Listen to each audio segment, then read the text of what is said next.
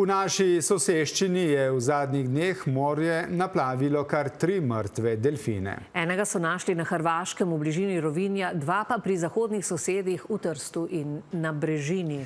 So pogini povezani? Zakaj so delfini poginili? Jaka Vran. 3 mrtvi delfini v izjemno kratkem časovnem obdobju na majhnem območju. Dogajanje, ki je pritegnilo pozornost strokovnjakov. Jaz sklepam, da ne gre za nobeno povezanost.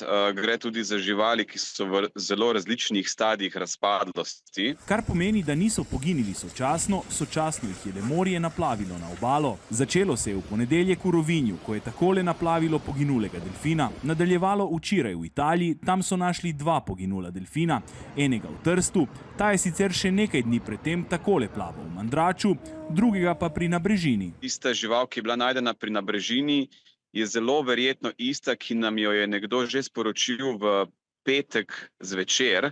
Nekdo je v Slovenskem morju opazil, ko bi rekel, plavajoče truplo. Ker je bilo to zelo pozno in daleč od obale, se niso odločili za iskanje kadavra, ki ga je nato naplavilo pri naših zahodnih sosedih. 150 delfinov vrste velika pliskavka živi v Tržaškem zalivu. V društvu Morigenos jih proučujejo že 20 let, v tem času pa so jih, kot sami pravijo, spoznali 400. Prepoznajo jih po hrbtnih plavutih in poškodbah, ki nastanejo na njih in so nekakšen prstni odtis vsakega delfina. Tisti, najden v Trstu, je še nekaj dni predtem takole plaval v Marini, ko so nastali ti posnetki. Po prvih ugotovitvah ni del naše stalne populacije, pri drugih 2 identifikacija ni bila mogoča. Je pa res, da sta od teh živali 2, se pravi tisti pri Nabrežini in ta pri Rovinju, že precej razpadla.